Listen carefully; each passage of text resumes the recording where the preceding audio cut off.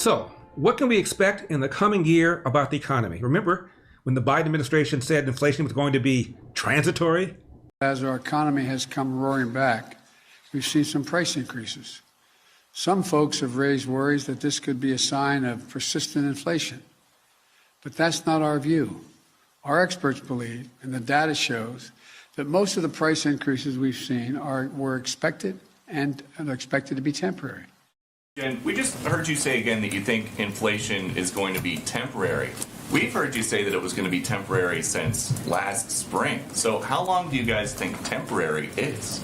Well, again, Peter, I think what we do is we rely on the assessments of the Federal Reserve and of outside economic analysts who give an assessment of how long it will last. The expectations and their assessment at this point continues to be that it will moderate by the end of the year.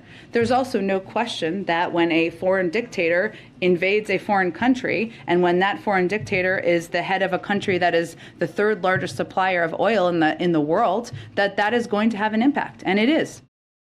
But it hasn't been transitory. It has been stubbornly persistent. It is still near a 40-year high. And now that Republicans have taken over the House, will there be a constraint on spending? What about interest rates? The Fed has raised interest rates 7 times this year. It hasn't raised interest rates this much in a single year since the 1980s. Then there's gasoline prices, where it looks like there might be at least some good news. All right, so much for $5 a gallon gas. The average price of gasoline has fallen to its lowest level since June 2021, as our friend Liz Ann Saunders points out over at Schwab. Gas prices aren't that far away from pre-pandemic peaks seen in 2018 and 2019. And what about the prospect for a recession? Reuters recently wrote, while inflation is yet to be tamed, Wall Street's focus is shifting to the potential consequence of the Fed's rate hikes, a 2023 economic slowdown. Firms projecting at least a mild recession include BlackRock, the world's largest asset manager, Barclays, and Oxford Economics. Fund managers in a B of A global research survey named a deep global recession and persistently high inflation as the biggest market risks, with a net 68% forecasting a downturn as likely in the next year. Joining me to put all this in perspective is UCLA economist Lee Ohanian. Lee, what's in your crystal ball? Hi, Larry. Hi. It was a difficult year for the U.S. economy in 2022, as you noted, and as you had predicted. Long before 2022, inflation was just an enormous problem for Americans. The CPI inflation hit a high that we have not seen literally for 40 years, since the early 1980s. Inflation rates of 7%, 8%, approaching 9% in some parts of the country. And interestingly enough, Larry, not all that long ago, I spoke with a Federal Reserve official who joked with me and said, I don't think we even know how to create inflation anymore. Oh, wow. Well, it turns out that the Fed knows how to create inflation. The Fed, along with the U.S. Treasury, by pumping trillions of dollars of federal support into the economy. So inflation is an enormous problem. As you noted, it's not going away. The Federal Reserve has in my opinion, got really far behind the curve. It's reacted very strongly in the last few months. Inflation probably will slow down at some point in 2023. It may not be before the summer. Prices continue to rise. When prices rise, interest rates also rise. So all of those remarkably low mortgage rates of 2020 and 2021, those are now gone. Home mortgage rates are up to 6%, 7% or more. So I'm looking for an economy that has continued high inflation, at least through the summer, and that has certainly slowing economic growth throughout 2023, because Fed policy is really overhandedly going to be depressing the economy. And we're not returning workers back to the economy from the pandemic at the rate that which we should. There's a lot of people sitting at home not working, particularly younger people. So that's the economic backdrop we're looking at. It's not a particularly positive one. The White House, of course, defends itself by saying, well, inflation is a worldwide phenomenon, to which you say what? Well, the inflation rates in other countries were not at the same level as we saw in the United States. we simply dumped far too much money into the U.S. economy. A lot of that came in the form of treasury checks being paid out to millions and millions of people. And that was the Biden plan to try to, quote, stimulate the U.S. economy at a time when the economy was recovering from the pandemic. People were getting back to work. The unemployment rate was somewhere in the 4%, 4.5% range. And never in the history of the U.S. economy have we had an unemployment rate of 4.5%, where the federal government said, "Oh, we've got to spend $1.7 trillion to get this economy back on track." That was, in my opinion, simply irresponsible. And anytime you have a lot more money chasing roughly the same amount of goods, the only consequence of that is inflation. It's not rocket science. We've known this for thousands of years, and yet the administration is acting like it's not our fault. It's the fault of Putin. It's Russia and Ukraine. There's every other reason in the world why inflation has gone up. But at the end of the day, it always has to do with economic policy. Always, every single time. And it would be refreshing if Washington, D.C. took accountability of this. But I know you're not holding your breath on this, and neither am I. 11 million jobs supposedly are looking for workers, and we have people, as you pointed out, sitting at home making more money than they would be making if they had a job. Yes, economic policy is not incentivizing enough work. And Larry, believe it or not, if you look at the number of people working today, and if you go back and look at the number of people working around 2000, 22, 23 years ago, the number of people under the age of 60 in the U.S. economy working today, there's fewer working today than there were in 2000. There are fewer.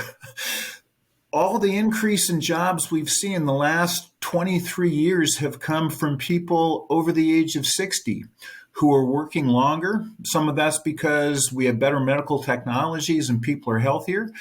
But the people under the age of 60, all those young folks, those remarkable young folks, they are not working at nearly the same rates as they have at any time in the past. And it's a real cause for concern. Are the Biden administration's New Year's goals of tax and spend and turn a blind eye to inflation at odds with your goals of securing your savings? When you finally had enough of the games the government is playing with your savings and retirement, diversify into gold with Birch Gold. I know I'm tired of my money being impacted by stupid decisions by leaders in Washington.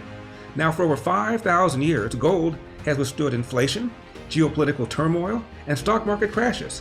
And here's the great news. You can still get it.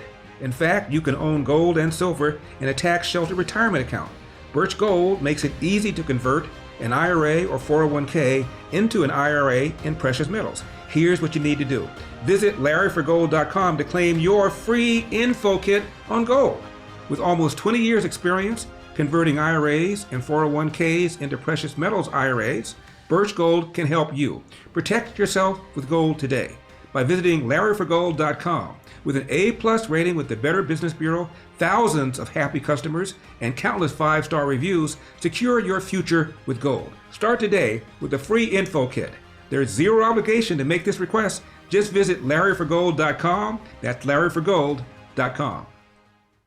Lee, I'm looking at the House Republicans try to elect a speaker, and there are about 20 or so-called Freedom Caucus members of the Republican Party who don't want Kevin McCarthy. They believe that he is a tax and spender, that he's colluded with the Democrats. He's been in leadership for 14 years. He's growing the government. All of that is true. However, I don't see a real appetite on the part of Democrats, certainly, independents certainly, and most Republicans to truly do what needs to be done about cutting spending. And those are, in my opinion, about two major things. Either refuse to sign onto a budget and shut down the government. And whenever you do that, voters blame the party they believe shut down the government. So they don't have the courage to do that. The other thing is an amendment to fix spending to a percentage of the GDP with exceptions for war and for natural disaster. And I haven't heard a single major Republican leader even come close to proposing that.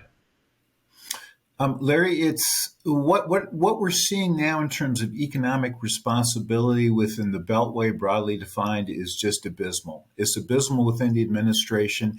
It's abysmal within Congress. you hit the nail on the head when you said there's a bunch of people in Congress who are tax and spend who are not reasonably incentivized to get the budget under control, because right now it's viewed as being political suicide.